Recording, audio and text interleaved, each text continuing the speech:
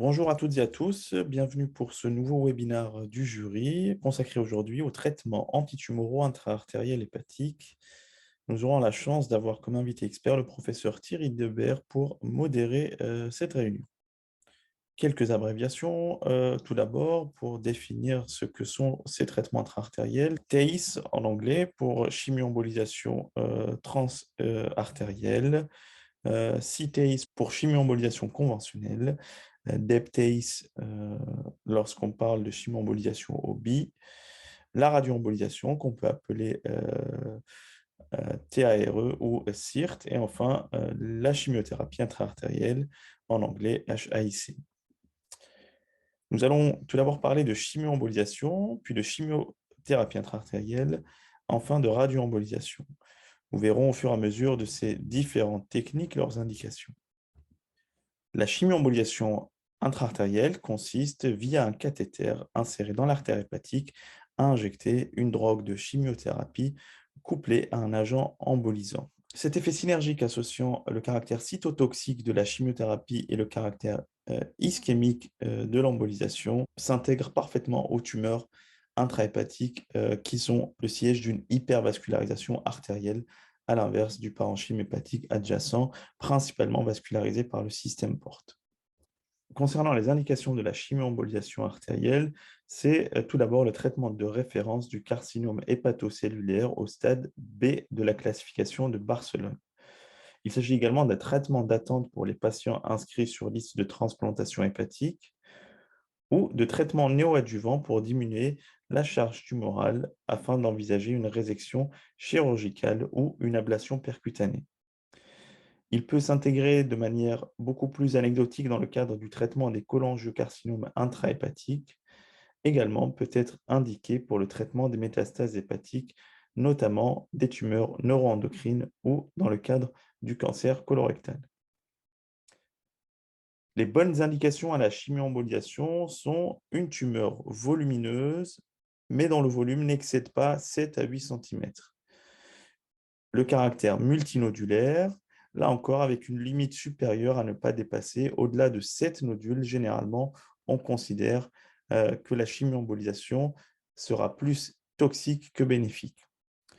Enfin, une maladie bilobère peut tout à fait être traitée par chimioembolisation, le plus souvent de manière séquentielle. Concernant les mauvaises indications, les tumeurs infiltrantes répondent moins bien à la chimioembolisation, les tumeurs hypovasculaires également. Enfin, lorsqu'il y a des critères d'agressivité biologique, c'est-à-dire une élévation rapide de l'alpha-fétoprotéine, un traitement systémique devra être envisagé en cas de suspicion de progression biologique. Concernant les contre-indications, évidemment, l'insuffisance hépatique exposant au risque de défaillance hépatique post-opératoire ne permet pas de proposer une chimioembolisation. Un envahissement massif des deux lobes hépatiques, généralement on considère au-delà de 50%, constitue une contre-indication.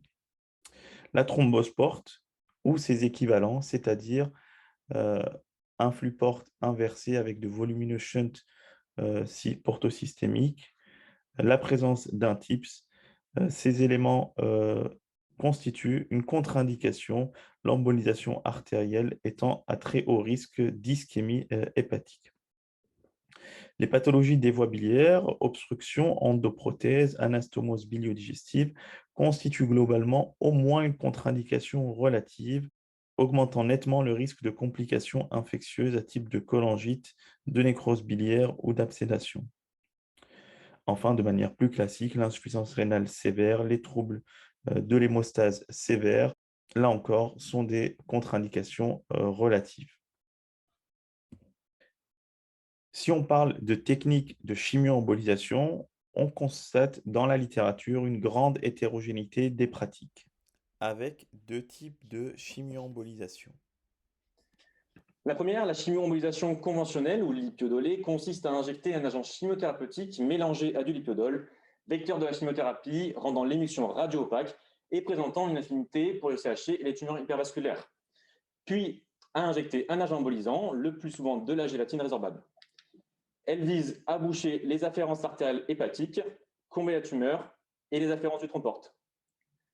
L'autre caractéristique du lipidol est sa séparation précoce avec la drogue et expose donc à un pic systémique de l'agent chimiothérapeutique. Enfin, le lipidol est un tumor seeking agent. Le tatouage lipidolé est un marqueur de réponse tumorale, de meilleur pronostic et de meilleure survie.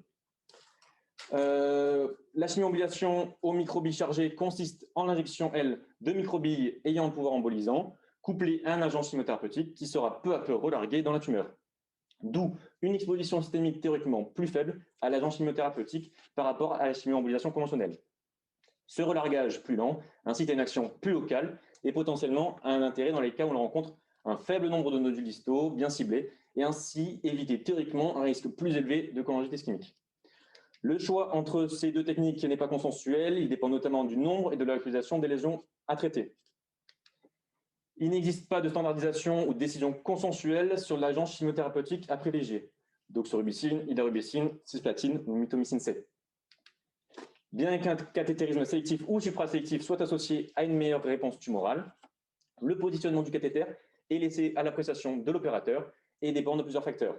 Nombre, localisation des lésions à traiter, type de chimioembolisation envisagée, complexité du cathétérisme artériel et présence ou non d'une fragilité artérielle sous-jacente, notamment lorsque plusieurs chimioembolisations ont déjà été réalisées.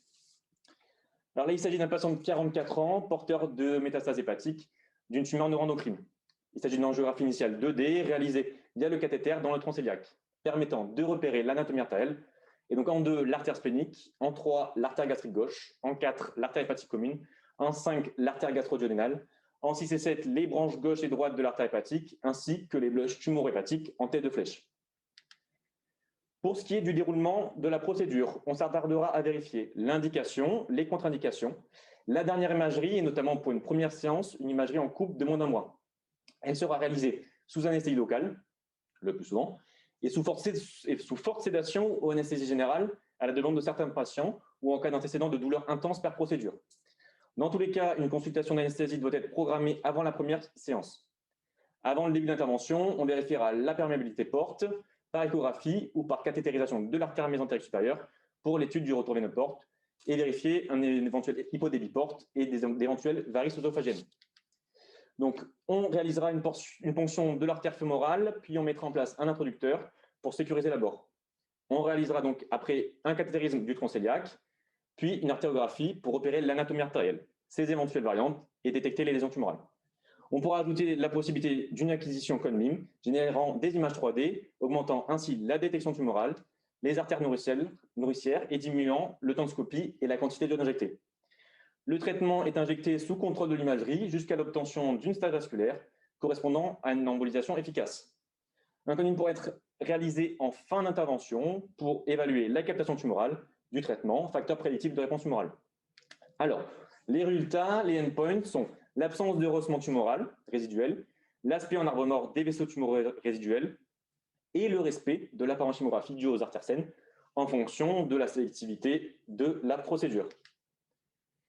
Les effets secondaires que l'on pourra donc rencontrer sont surtout le syndrome post-ambulation qui concerne la majorité des patients et justifie une hospitalisation pendant au moins 48 heures.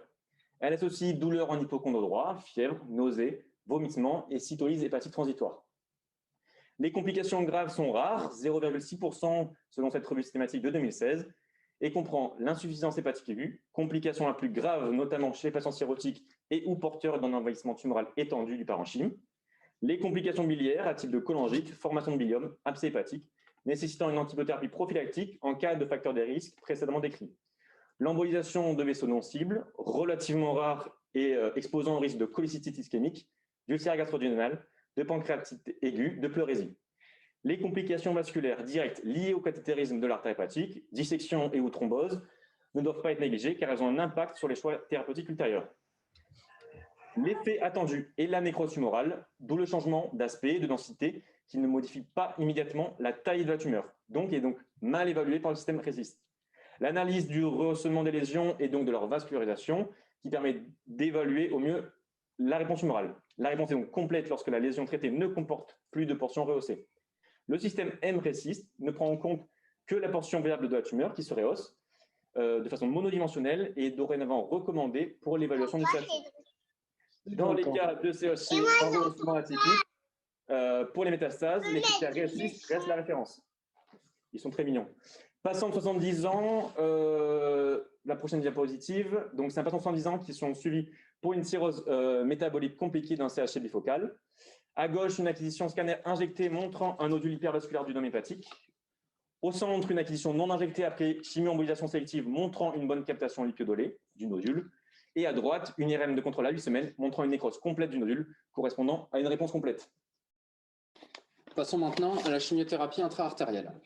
Elle consiste donc en la pose d'un porte-cathéter artériel sous anesthésie locale afin de permettre la réalisation de séances de chimiothérapie itératives directement dans l'artère hépatique. Les principales indications donc, de ce porte-cathéter sont les métastases hépatiques de cancer colorectal et les cholangiocarcinomes, en sachant que donc, des méta-analyses relativement récentes ont montré une supériorité de la chimiothérapie intra-artérielle associée à la chimiothérapie systémique comparativement à une chimiothérapie systémique seule. Ce porte-cathéter peut être posé par voie fémorale, radiale, humérale ou carotide, en sachant qu'actuellement, la voie privilégiée reste la voie fémorale en raison du risque d'AVC avec les autres voies, et ce, même si l'angulation du tronc cœliaque est moins favorable par voie fémorale. Les principales complications sont donc, tout d'abord la thrombose de l'artère hépatique, qui est moins fréquente lorsque l'on utilise un cathéter de taille supérieure à 5 French, et avec la technique du cathéter positionné dans l'artère gastro-duodénale, que l'on verra un petit peu plus loin. En effet, ce serait l'extrémité du cathéter qui aurait un effet irritatif sur l'intima et donc favoriserait la thrombose. La deuxième complication, et elle est assez embêtante, est le délogement du cathéter. Donc, ce délogement du cathéter impose l'arrêt de la chimiothérapie et la nécessité de repositionner le cathéter. Plusieurs techniques ont été décrites. La première est de positionner directement l'extrémité du cathéter dans l'artère hépatique, mais avec un risque de thrombose et de délogement non négligeable. La seconde est une variante où on fait une boucle dans l'aorte et ensuite on positionne l'extrémité du cathéter dans l'artère hépatique de manière en quelque sorte à se donner du mot. Et enfin, la technique à privilégier actuellement est la suivante. On réalise au préalable une incision latérale sur le cathéter. Cette incision donc, sera placée dans l'artère hépatique, tandis que l'extrémité du cathéter sera positionnée dans l'artère gastro-duodénale. On embolise au préalable l'artère gastro-duodénale, puis à l'aide d'un microcathéter que l'on place latéralement par rapport au cathéter que l'on laissera en place, on enroule un coil de manière à bloquer le cathéter dans l'artère gastro-duodénale. Évidemment, les branches extra-hépatiques qui naissent de l'artère hépatique devront être embolisées afin de ne pas recevoir de chimiothérapie. Et il est recommandé d'emboliser les autres artères hépatiques afin de monopédiculiser le flux. La radioembolisation, maintenant, est une technique qui a le vent en poupe dans les pays occidentaux. Elle consiste à injecter dans l'artère hépatique des microsphères chargées en yttrium 90. L'yttrium 90 est un émetteur bêta- qui a donc une activité très puissante, 1 cm autour des microbilles. Deux types de billes existent actuellement sur le marché, des billes en résine et des billes en verre. Pour le moment, aucune de ces deux billes n'a fait la preuve de sa supériorité. Contrairement aux billes qui sont utilisées en chimioembolisation, elles basent leur effet sur leur pouvoir irradiant, mais ont un très faible pouvoir emboligène, ce qui permet de les utiliser même en cas de thrombose forte. Alors, même si aucune de ces billes n'a fait la preuve de sa supériorité l'une par rapport à l'autre, de façon empirique, on peut penser que les billes en résine, donc qui sont des billes faiblement chargées en yttrium mais injectées en très grosse quantité, pourraient permettre une répartition plus homogène dans les grosses tumeurs. À l'inverse, les billes en verre, qui sont des billes beaucoup plus fortement chargées en yttrium mais injectées en plus faible quantité, pourraient permettre d'administrer des doses plus importantes. La radioembolisation est un processus qui se déroule en plusieurs étapes. Donc, tout d'abord, la phase de préparation, plus communément appelée work-up, permet de s'assurer de l'efficacité et de la sécurité de la procédure. Pour cela, on se place dans la branche que l'on souhaite traiter en étant le plus distal possible et on réalise à cet endroit un CBCT 3D. Toutes les branches à visée extra-hépatique qui seront repérées à ce moment-là devront être embolisées afin de ne pas être irradiées pendant la radioembolisation. On injecte ensuite des macroagrégats d'albumine marqués au technétium 90, qui est un émetteur gamma, donc purement à but d'imagerie, afin de s'assurer de la bonne fixation de la tumeur et donc de pouvoir calculer la dose à la tumeur pour la radioembolisation, de s'assurer de l'absence de fixation extra-hépatique et enfin de calculer le shunt hépatopulmonaire. Donc, en effet, la dose à la tumeur est un critère très important, comme l'a montré très récemment, début 2021, l'essai Dosisphère, en montrant une amélioration de la réponse tumorale objective lorsque l'on réalisait une dosimétrie personnalisée pour chaque patient, comparativement à une dosimétrie standard qui était identique pour tous les patients. Parmi les branches à emboliser, si jamais elles sont repérées pendant le CBCT, l'artère gastrique droite, que l'on voit ici à gauche, puis embolisée par coïl à droite. L'artère gastro-duodénale, et de manière plus générale, toutes les branches à visée digestive, cholécystique et phrénique qui seront repérées pendant l'injection. Enfin, que faire s'il existe plusieurs artères hépatiques? Initialement, il était recommandé de monopédiculiser l'injection en embolisant les autres branches afin de répartir le flux.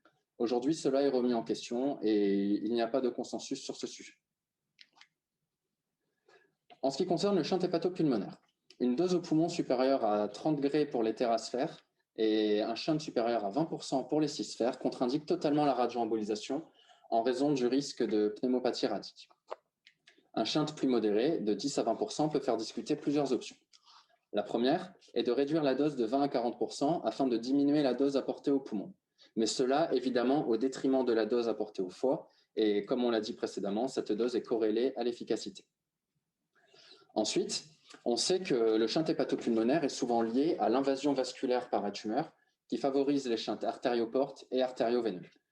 La réalisation d'une radiothérapie externe ou la mise sous sorafenib au préalable permettrait de diminuer cette invasion et donc de diminuer le shunt. Cependant, cela se fait au prix d'un délai augmenté de 1 à 2 mois avant la réalisation de la radioembolisation. Enfin, la dernière solution est de changer de traitement au profit d'un traitement que l'on peut réaliser immédiatement. Alors, ici, on peut voir une image de scintigraphie au technétium avec un bon ciblage de la tumeur dans le foie gauche sans fixation extrahépatique. Une fois que toutes ces étapes sont franchies, on peut passer à la radioembolisation proprement dite. Elle se fait en présence du médecin nucléaire qui prépare l'yttrium 90. On recathétérise la branche que l'on avait utilisée, que l'on avait testée pendant le work-up. Et une fois en place, on injecte de façon lente les microbilles en s'assurant de l'absence de reflux.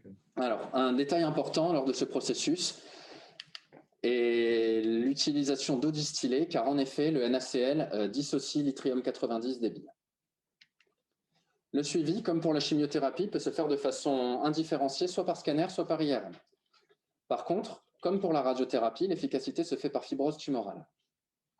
Donc, le contrôle ne peut se faire que 3 à 6 mois après l'intervention, contrairement à la chimioembolisation, où on peut le faire directement à 4 à 6 semaines.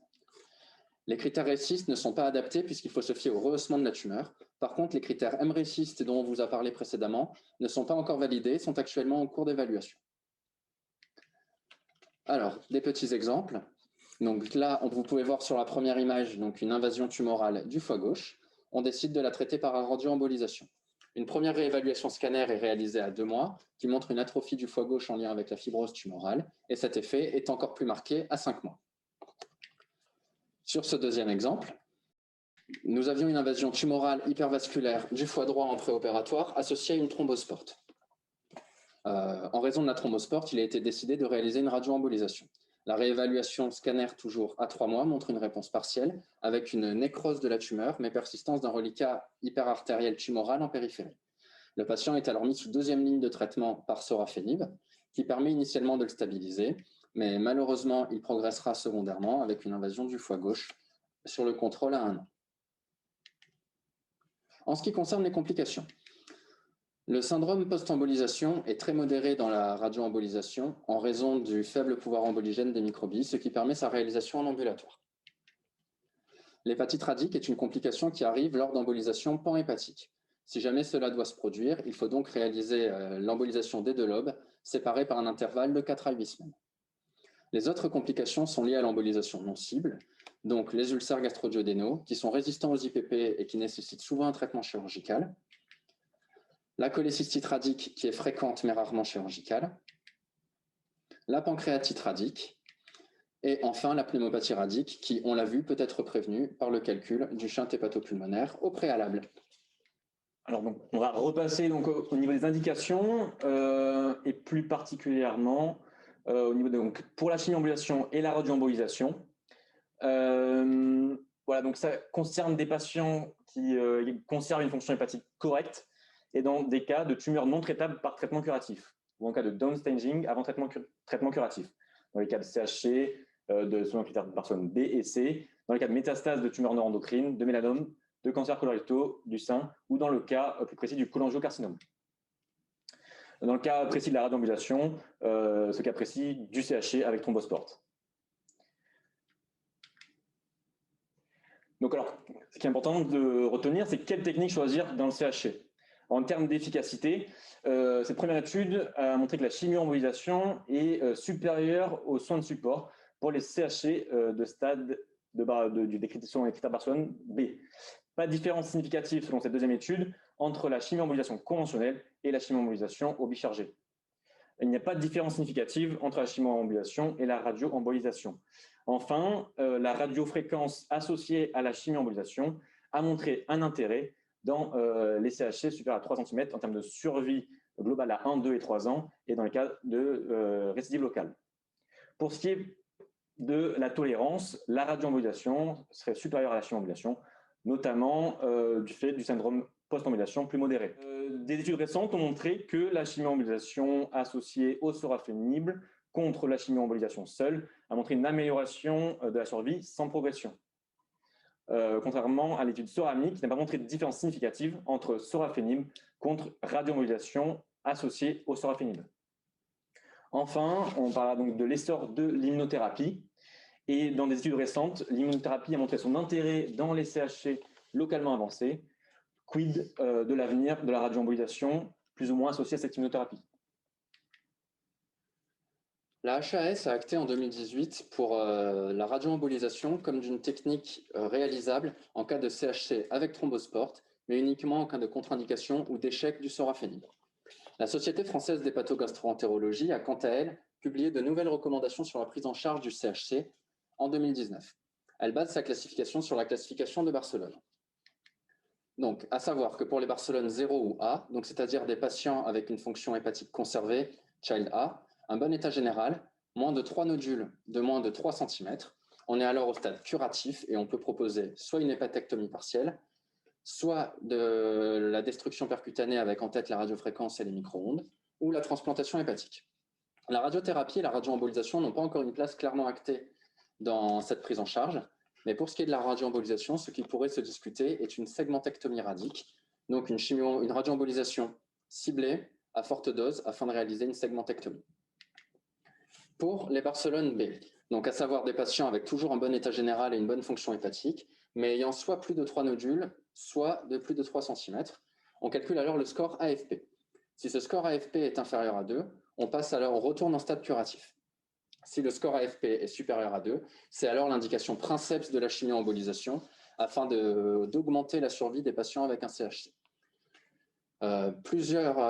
Ou simplement pour diminuer le grade, et donc en taille et en nombre les nodules, afin de pouvoir repasser en stade curatif.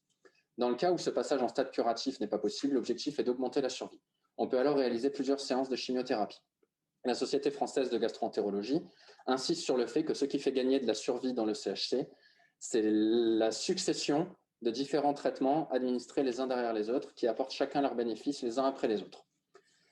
Donc là-dessus, la chimio-embolisation, à chaque fois qu'elle est réalisée, va entraîner une dégradation de la fonction hépatique. Il faut donc savoir s'arrêter afin de laisser place au sorafenib à un moment donné, car si on réalise trop de chimio-embolisation, que la fonction hépatique se dégrade, ces patients n'auront jamais accès au sorafenib et c'est une perte de chance.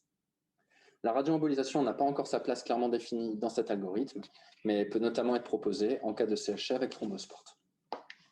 Pour les Barcelone C maintenant, c'est-à-dire avec des atteintes extra-hépatiques, le traitement de première intention est le sorafenib, qui est un anticorps anti-angiogénique. En cas de progression sous sorafenib, il faudra alors discuter d'une deuxième ligne en RCP, donc soit par radioembolisation, soit par un traitement anti-angiogénique de deuxième ligne. La place de la radioembolisation à cet endroit peut un peu surprendre, car l'atteinte est extra-hépatique, mais même si l'atteinte est extra-hépatique, le pronostic est toujours aggravé et est toujours dépendant de cette atteinte hépatique. Donc le contrôle de l'atteinte hépatique permet d'augmenter la survie. Et donc dans cet algorithme se discutera prochainement la place de l'immunothérapie, pour laquelle certains essais ont été très prometteurs récemment. Enfin, pour les Barcelone D, ces patients ne sont pas en mesure de supporter les traitements qu'on peut leur proposer. Le traitement est alors purement symptomatique. Donc parlons maintenant des techniques à choisir dans le cadre des métastases hépatiques. Donc pour les métastases hépatiques de tumeurs neuroendocrines, la première chose déjà est que pour la chimio-embolisation, une chimiothérapie a fait la preuve de sa supériorité par rapport aux autres. Il s'agit de la streptozocine. Maintenant, en termes de comparaison, chimio-embolisation, radio-embolisation. Deux méta-analyses sorties très récemment, l'une en 2020 et l'autre début 2021, ont chacune retrouvé une préférence pour la chimio-embolisation. Mais ces résultats sont à prendre avec des pincettes, car ce sont des résultats divergents. En effet, l'une d'entre elles montre une augmentation de la survie globale avec la chimio-embolisation, alors que l'autre montre une augmentation de la réponse à 3 mois, mais sans augmentation de la survie globale. Donc, résultats divergents. Maintenant, pour les métastases hépatiques de cancer colorectal, on sait que la chimio-embolisation et la radio-embolisation, même si leur place n'est pas clairement définie, ont une place dans l'augmentation de la survie dans le cas de métastases hépatiques. Par contre, il n'y a pas d'études comparant chimio-embolisation et radio-embolisation. Pour ce qui est des mélanomes, même dans le mélanome multimétastatique, la présence de métastases hépatiques est un facteur qui aggrave considérablement le pronostic. Et il a donc été prouvé qu'un contrôle local de ces métastases hépatiques par chimio-embolisation ou radio-embolisation permettait d'augmenter la survie. Enfin, quelle technique choisir dans le cholangiocarcinome intrahépatique? Donc, tout d'abord, les critères d'inclusion et d'exclusion sont les mêmes que pour le CHC, à savoir qu'il faut que ce soit une tumeur non résectable, car si elle est résectable, c'est le seul traitement curatif possible, qu'il faut que la fonction hépatique soit conservée, que l'état général soit conservé. La chimio-embolisation reste la technique la plus utilisée actuellement, mais un essai de phase 2 récent a montré des résultats prometteurs sur l'association radio-embolisation plus chimiothérapie systémique, et un essai de phase 3 est actuellement en cours sur le sujet. Nous allons maintenant poser quelques questions au professeur Debert. Bonsoir professeur, merci encore d'être avec nous ce soir. Vous êtes... Donc nous avons une première question pour vous, si vous le voulez bien. Dans le cadre de la chimio-embolisation, comment sélectionnez-vous les patients entre lipiodol et microbille? Alors, quand j'écoutais votre communication, en termes d'efficacité, je pense que c'est à peu près la même chose. En termes de coût, c'est légèrement différent, parce que les billes sont un petit peu plus chères. Quand on remet ça dans le prix global de l'hospitalisation, ce n'est pas ça qui doit prendre la décision. Là où il y a une grande différence, c'est comment ça va se passer après. Et si vous avez un malade à qui vous faites une chimio-embolisation lipiodolée, j'ai vu que vous parliez de local. Je pense que c'est pas mal que ces malades soient sédatés sur la table parce qu'au moment où on va injecter, il y a beaucoup plus d'effets secondaires. Les billes sont bien mieux tolérées. Donc, si je travaille dans un centre où j'ai que de l'anesthésie locale, je n'ai pas d'anesthésiste, je vais tendance à augmenter les patients que je vais traiter par bille chargée parce que c'est mieux toléré au moment du geste. On va pouvoir faire le traitement complètement, ça va bien se passer. Le chimiolipiodol, quand vous commencez à l'injecter, les malades vomissent un peu, les malades ne sont pas bien. Donc, je pense que ça doit jouer dans la décision. Il y a une jolie thèse d'un interne qui s'appelle Atanas Patchev, je ne sais pas s'il l'a publiée parce qu'elle a maintenant 2 ans, qui montrait clairement que si les patients sont jeunes, si le volume tumoral est important, et si vous avez un traitement qui est très ischémique, la douleur au moment du traitement va être plus importante. Et c'est ces malades-là qu'il faut essayer de prémédiquer, il faut essayer d'avoir une anesthésie. Après, nous, on est à 90% lipiodol, mais simplement, on a un anesthésiste sur place et on fait toutes nos chimio-embolisations sous sédation. Donc, c'est un des critères de choix. Et l'autre avantage du lipiodol dans les tumeurs neuroendocrines, quand tu utilises des billes chargées, tu es presque contraint d'utiliser de la doxorubicine. C'est un traitement qui n'est pas très bien toléré chez ces patients-là et on a plutôt tendance à prendre du lipiodol parce qu'on peut mettre de l'oxaliplatine et on trouve que c'est un petit peu mieux toléré. Voilà à peu près nos critères de choix. Merci beaucoup. Alors, sur le plan pratique, que dites-vous à vos patients en consultation en ce qui concerne les effets indésirables de la chimio-embolisation et de la radio-embolisation? Alors, chimio-embolisation, la première chose que je leur explique, c'est que ils vont être nauséeux, ils vont avoir envie de vomir et qu'ils ne soient pas trop rassurés si ça se passe bien à J1 parce que c'est souvent à J2 que c'est le pire. Nous, on a je sais pas, en tout cas, on a l'habitude et peut-être le luxe de garder les patients 72 heures après chimio-embolisation. C'est très différent dans d'autres pays du monde où on les fait sortir le soir même ou le lendemain. Je pense qu'il faut clairement leur expliquer avant, qu'ils soient prévenus que jusqu'à J2, ça peut être compliqué. On les surveille d'un point de vue biologique, on les laisse sortir quand les transaminases commencent à rebaisser. C'est aussi quelque chose qui est très important. Et puis, pour les tumeurs neuroendocrines, dont on sait qu'on va les traiter par petites portions du foie, donc les tumeurs neuroendocrines, c'est rare qu'on ne leur fasse pas 2-3 cures espacées de 6-8 semaines. Je les préviens que c'est souvent la première cure la plus désagréable. Et dans la vraie vie, je ne sais pas pourquoi. Ils sont souvent moins bien la première fois et ça se passe mieux ensuite. Alors, est-ce que c'est parce qu'ils savent ce qui va se passer? Est-ce qu'ils sont prévenus? Mais globalement, c'est important parce qu'il y a quelques malades qui, après la première cure, sont un peu cognés. et ils ont tendance à ne pas vouloir revenir pour la deuxième cure. Donc, c'est important de leur expliquer que souvent, les cures successives, ça s'améliore quand même, ça s'améliore quand même un peu. Je leur parle un tout petit peu des complications et je veux juste rebondir sur quelque chose de votre présentation qui me semble important. Pour nous, et je ne dis pas que c'est comme ça qu'il faut faire, mais en tout cas, il faut y penser, l'anastomose biliodigestive est une contre-indication formelle à la chimio-embolisation. Le risque d'avoir un abcès est multiplié par 64 par rapport à un malade normal. Et globalement, tu peux imaginer que tu vas avoir un malade sur deux qui va faire une complication infectieuse, même en mettant des antibiotiques. Et je pense qu'aujourd'hui, c'est une vraie alternative où il faut penser radio-embolisation chez ces patients-là. Même si les papiers sur la radio-embolisation, ils sont un peu divergents, il semble quand même qu'il y ait moins de risques. Donc, c'est aussi un choix du produit. Et surtout pas être billes chargées, parce que le produit le plus ischémiant, c'est les billes chargées. Et plus il y a d'ischémie, plus il y a de risque d'abcès sur les anastomoses biliodigestive.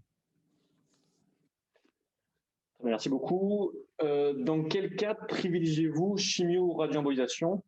Et deuxièmement, une chimio-embolisation hypersélective est-elle envisageable en contexte de thrombose port segmentaire? Alors, on ne fait pas de chimio-embolisation dans les thromboses portes. J'ai jamais fait. On peut toujours essayer de pousser un peu les choses. Je pense que c'est prendre des risques. Je suis pas sûr que ça rende service au patient. On lui fait prendre des risques. Je suis pas sûr que ça réponde. Donc non, pas de chimio-embolisation dans les thromboses portes. Ça, c'est une question facile. La question la plus compliquée, c'est à qui réserve-t-on la radioembolisation versus la chimio-embolisation? D'abord, il y a une réponse qui est facile, c'est ceux qui ont une thrombose porte, et ceux-là, à condition que la maladie soit limitée, qu'on puisse cibler la totalité de la maladie, on leur propose une radioembolisation. Sur votre topo aussi, vous insistez beaucoup sur les coilings des artères gastriques, cystiques. En fait, aujourd'hui, on fait des radioembolisations plutôt plus sélectives par rapport à il y a 10 ans. Donc, il n'est pas rare, il est même rare qu'on ait un seul point d'injection. Aujourd'hui, on a souvent 2 points d'injection, 3 points d'injection. Donc, on va plus loin dans le foie, on va plus près de la tumeur. L'avantage, c'est qu'on a un meilleur ciblage tumoral. Et l'autre, c'est que je pense qu'on diminue les risques. Donc, ça, c'est quelque chose qui est important. Et enfin, en dehors des thrombospores, si le candidat idéal, c'est celui qui a une grosse tumeur de 8, c'est le candidat dosisphère. Dans dosisphère, il fallait qu'ils aient au moins une tumeur de 8 cm. Celui-là qui a une grosse tumeur, qui a une maladie qui n'est pas bilobère, multiple, je pense que c'est un excellent candidat parce que si on commence une chimio-embolisation, on est parti pour 2 cures, 3 cures, et à chaque fois, il y a les effets secondaires, le malade doit revenir. Donc, normalement, c'est un malade qui va passer 10 jours à l'hôpital, qui va y avoir 3 fois les effets secondaires, dont on va dégrader la fonction hépatique. L'avantage de la radioembole, c'est qu'on peut tout faire en une fois, et on a vu que si on ciblait bien, ça marche plutôt pas mal. Un truc qui est intéressant dans Dosisphère, c'est que le taux de conversion chirurgicale, c'est 20%. C'est-à-dire que 20% des malades qui arrivent avec des CHC de plus de 8 cm sont in fine opérés. Donc ça, c'est un point important. Et puis un autre petit rajout sur votre présentation, je suis tout à fait d'accord, c'est très difficile quand on voit les malades à 2 mois et à 3 mois de savoir si la radioembole a marché. Et on regarde les malades, on regarde le scanner, et on ne sait pas trop quoi leur dire. Il y a une sous-population qui est très facile, c'est ceux qui ont l'alpha-féto élevé. Et si à un mois, votre alpha-féto n'est pas diminué et divisé par 5, c'est que votre traitement n'a pas marché. Vous pouvez tout de suite passer au traitement systémique. Donc ça, c'est un petit truc à avoir, alpha-féto élevé. C'est un malade qui va être facile à suivre. Combien faites-vous de poses de cathéter intra-artériel hépatique par an? Et quelle place occupe la chimiothérapie intra-artérielle dans votre centre? Alors, chez nous, ça occupe une grande place, mais ça, je dirais malheureusement, ce n'est pas le radiologue interventionnel qui décide, c'est l'oncologue médical. Soit ils font de la chimio intra-artérielle, soit ils n'en font pas.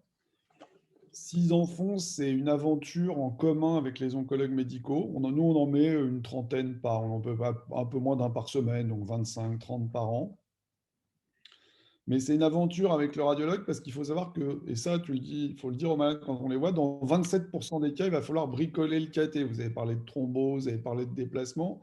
Donc, ce n'est pas un long fleuve tranquille. Il faut des oncologues convaincus, motivés, des radiologues interventionnels qui font les contrôles cathé, qui reposent les cathés.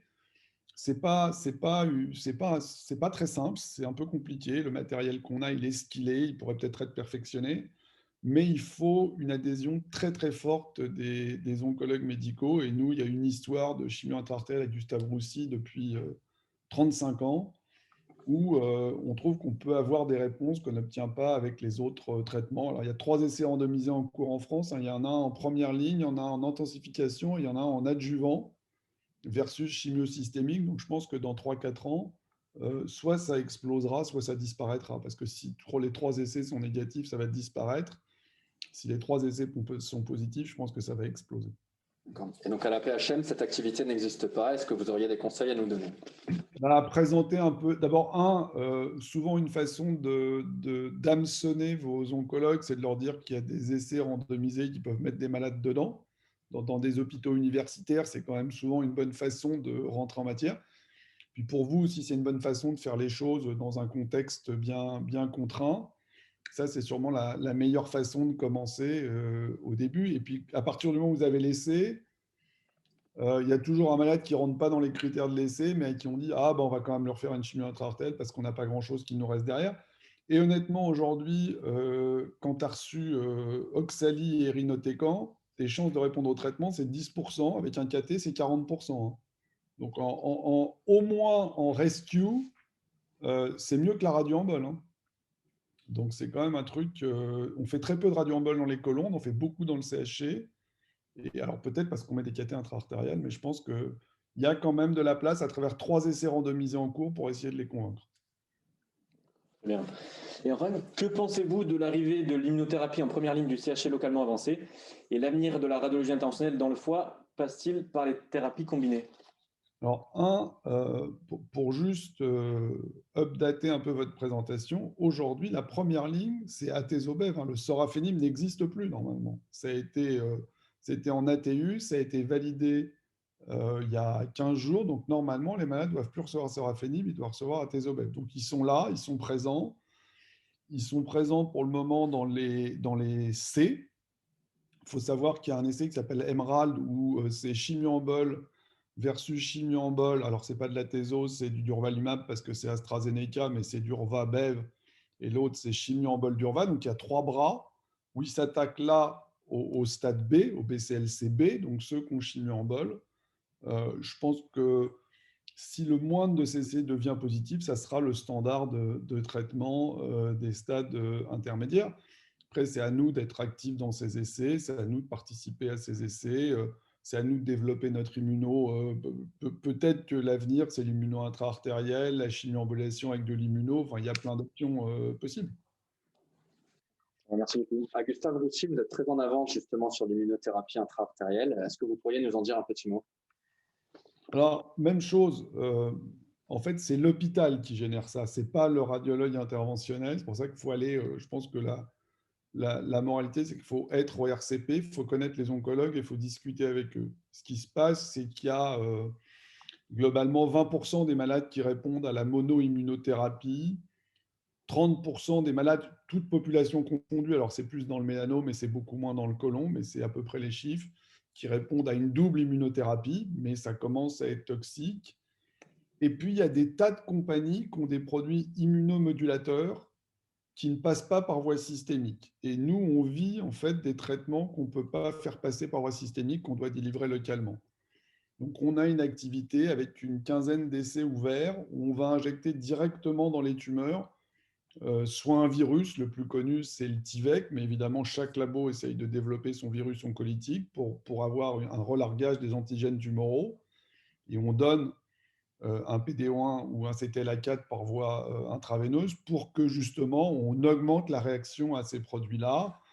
Il y a des protéines lytiques, il y a des moniteurs de l'immunité, donc il y a plein de choses en cours. Lambros Sélicastre, avec moi, a pu monter un essai où il fait du CTLA4 intra-artériel. Alors tout ça, pour le moment, c'est des preuves de concept, mais quand même, il y a le Tivec qui a été approuvé par la FDA, validé dans le mélanome.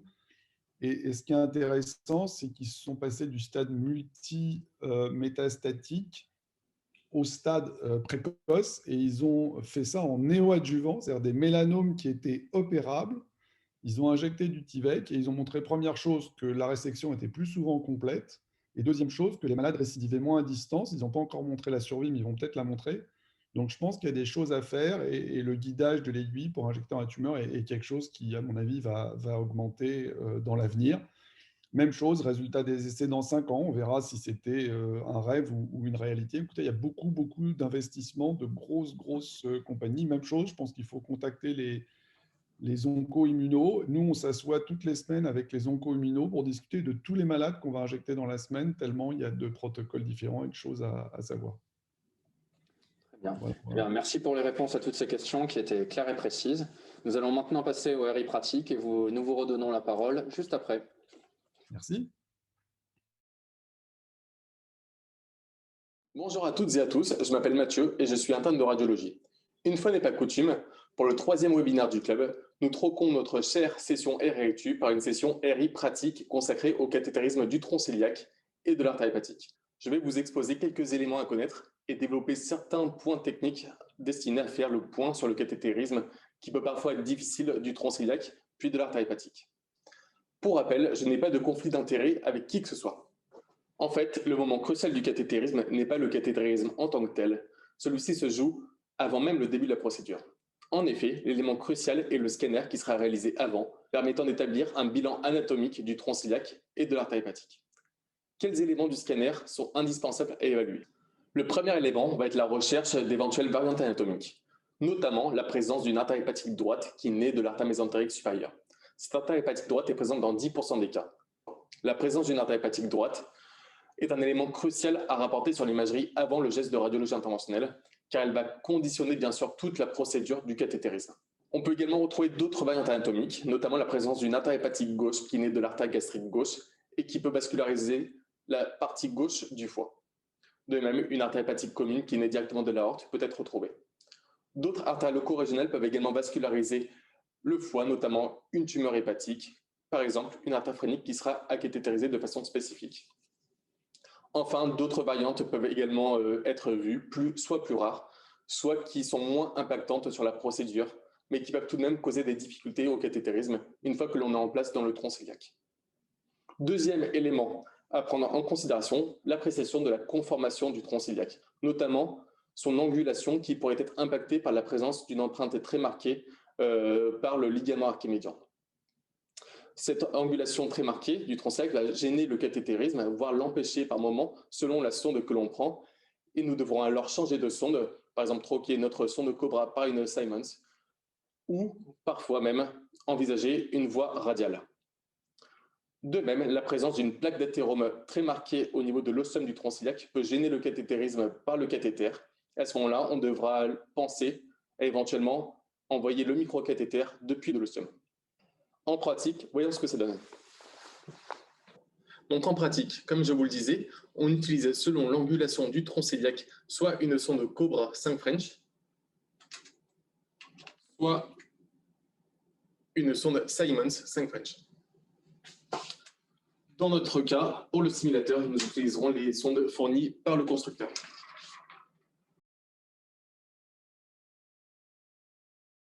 Alors, du coup, on a mis notre introducteur 5 French au niveau fémoral, à droite.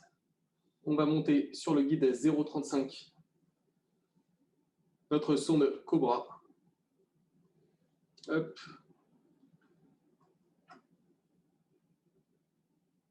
On suit.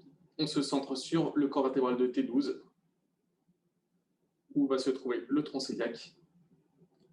On retire le guide.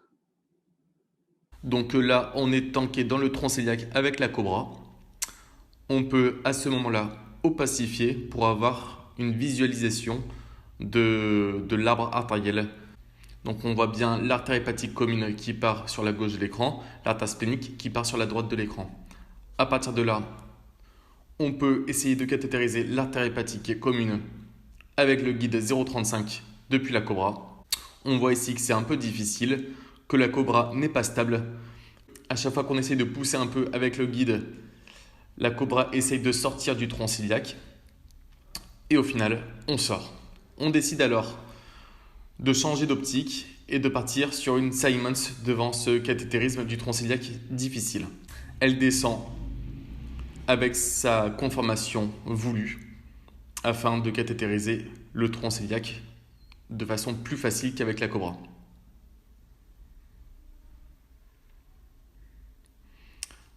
Une fois que l'on est dans le tronc cœliaque, on peut faire une angiographie, on monte le guide et on pourra alors faire une acquisition de type angio 3D CT permettant une cartographie 3D de l'arbre vasculaire en aval de la sonde. Donc cela pourra aider à déterminer la branche artérielle nourricière de la lésion hépatique cible, ici localisée dans le foie droit. Donc chaque constructeur a un logiciel d'aide à la cartographie et au guidage artériel. Donc on sélectionne la zone que l'on veut traiter sur le logiciel. Il y a la petite boule qui apparaît d'intérêt. Ensuite, on fait un peu tourner le logiciel. Puis, il nous sort l'arbre artériel cible et cela va nous permettre de reconnaître et d'afficher l'ensemble des branches artérielles nourricières de la lésion et de les afficher même sur l'écran en salle pour permettre et faciliter le guidage en temps réel. Et cela jusqu'au site d'injection du produit que l'on veut injecter. En cas de tronc cœliaque très angulé, la cobra peut être instable à l'ostium. On aura alors deux possibilités. Soit utiliser une sonde plus courbée de type Simons, pour laquelle on fera prendre sa courbure dans le segment aortique, soit en utilisant la voie radiale. La voie radiale est une voie d'accès de choix lors d'un cathétérisme compliqué du tronc cœliaque, s'il présente notamment un angle trop aigu. Cette voie d'accès est très largement répandue par nos amis coronarographistes, moins par nous malgré de nombreux avantages. Une réduction des complications vasculaires au point de ponction par une meilleure compression en fin d'intervention. Une mobilisation et un confort optimisé pour le patient, et bien sûr dans ce cas, un cathétérisme plus facile du tronc cœliaque ou de l'artère mésentérique supérieure. En ce qui concerne le point technique pur de la voie radiale, deux éléments essentiels sont à ne pas négliger. Tout d'abord, vérifier la présence d'une artère cubitale prenant en charge conjointement la vascularisation distale, puisqu'en cas de complications, notamment de spasme artériel ou de thrombose de l'artère radiale cathétérisée, s'il n'y a pas de réseau de suppléance, cela pourrait conduire à des complications ischémiques distales très dommageables. Pour cela, excite le test d'Allen, pas assez spécifique. On utilise maintenant le test oxymétrique décrit par Barbeau qui va analyser la saturation et la courbe oxymétrique de l'index après compression de l'artère radiale. Avec ce test, 2% des patients restent contre-indiqués de façon absolue à la voie radiale, c'est-à-dire qu'ils ont une courbe de type D au test de Barbeau. On essaiera alors soit de l'autre côté, soit la voie fémorale. Le deuxième point technique important à réaliser, c'est d'injecter en début d'intervention un cocktail associant de l'héparine, un vasodilatateur, par exemple, nous on utilise la nitroglycérine, et un inhibiteur calcique, nous on utilise l'isoptine, permettant de limiter le risque de spasme artériel et de thrombose, qui sont vraiment les principaux risques de la voie radiale. Une fois l'introducteur mis en place au sein de l'artère radiale, on va utiliser une sonde un peu plus longue, forcément pour atteindre le tronc cœliaque et l'artère mésentérique supérieure qui sont situés un peu plus loin que si on utilisait la voie fémorale classique. Pour utiliser la voie radiale, il va falloir changer un peu nos habitudes et installer le patient de la façon la plus optimale possible pour notre confort, pour le geste. Bien sûr, cela vient avec l'expérience et avec la répétition de ce type d'examen. En cas d'artère hépatique droite, le cathétérisme de l'artère mésentérique supérieure pourra être réalisé par la cobra si on le peut, sinon par la Simons, notamment si l'artère mésentérique supérieure est également angulée. En cas de tortuosité marquée de l'axe d'accès iliaque et que l'on n'est pas à l'aise avec la voie radiale, on peut aussi mettre en place un introducteur long qui permettra de gagner en stabilité pour se tanker dans le tronc cœliaque en éliminant artificiellement les courbures iliaques. Pour ce qui est des urgences hémorragiques, hépatiques, spléniques ou aux dépens de la gastro-duodénale, à ce moment-là, on pourra choisir de prendre un cathéter porteur de type RDC 6 French que l'on va tanker dans l'ostium du tronc cœliaque. À partir de ce RDC, on pourra alors utiliser un cathéter Cobra, puis un microcathéter permettant d'aller jusqu'au site de saignement et d'injecter l'agent d'embolisation. Le RDC permettra non seulement une meilleure stabilité pour le cathétérisme jusqu'à la cible, mais également de réaliser des séries angiographiques à un débit plus important et surtout en gardant le microcathéter en place, ce qui peut être très utile pour les contrôles de saignement après coiling par exemple. Voilà, j'en ai fini pour ce bref rappel du cathétérisme du tronc cœliaque et de l'artère hépatique. J'espère que cela vous a été utile et je vous souhaite une très bonne soirée. Merci pour cette présentation, Mathieu. Professeur Debert, qu'en avez-vous pensé? Avez-vous un commentaire à faire? Alors, la première, c'est que je n'ai aucune expérience de la voie radiale, mais il faut vraiment que vous m'appreniez parce que je pense que ça peut rendre de grands services. Donc, je vais m'y mettre, je vais me soigner. La deuxième, c'est qu'il manque juste un truc. Je pense que vous devriez apprendre à réverser votre cobra. Je m'explique. En fait, c'est rentrer la cobra dans la mésentérique assez loin, retirer le guide 35 et pousser sous la cobra. Et on se retrouve en fait dans cette situation avec une Simons type 5, extra longue, on va dire. Et juste, c'est marrant parce que j'ai eu le cas cet après-midi. Alors, pour attraper l'artère hépatique, je pense que ça n'a pas un intérêt majeur et qu'une Simons normale ferait la même chose. Mais je pense à une autre situation qui n'est pas très loin, c'est quand vous voulez attraper cette artère gastrique gauche qui naît sur le sommet du tronc cœliaque et où la Simons va aller très rarement, en fait, parce qu'elle est trop descendante. Alors, il y a des Michelson, il y a des tas de sondes. Mais savoir réverser sa cobra pour les embolisations gastriques, quand vous l'attrapez l'artère gastrique gauche, et on a eu le cas cet après-midi, en fait, c'est une hépatique gauche, hein, donc on peut rejoindre le débat. En fait, c'est un geste assez naturel. Après, effectivement, si tu fais de la voie radiale et que tu as un cathé très, très béqué au bout, tu vas avoir à peu près le même effet. Mais c'est un peu comme si ta Simons arrivait par voie radiale sans faire de la voie radiale. Après, il y a un grand débat entre ceux qui disent qu'il ne faut jamais faire de voie radiale parce qu'il y a le risque, évidemment, vasculaire cérébral au passage. Ceux qui en font tout le temps. Je crois que tous ceux qui ont essayé disent que c'est très confortable, que ça amène beaucoup de choses et c'est assez logique pour des artères descendantes. Est-ce que ça doit être l'abord de première intention? Je ne sais pas. Honnêtement, je ne sais pas. Merci pour ce tips sur la sonde Cobra. Donc, merci de nous avoir suivis aujourd'hui et d'être fidèles au rendez-vous. La prochaine session sera le 22 mars et le sujet sera communiqué sur nos réseaux sociaux. N'hésitez pas à envoyer un mail pour recevoir la newsletter des prochaines sessions, donc à l'adresse mail qui s'affiche sur les diapositives.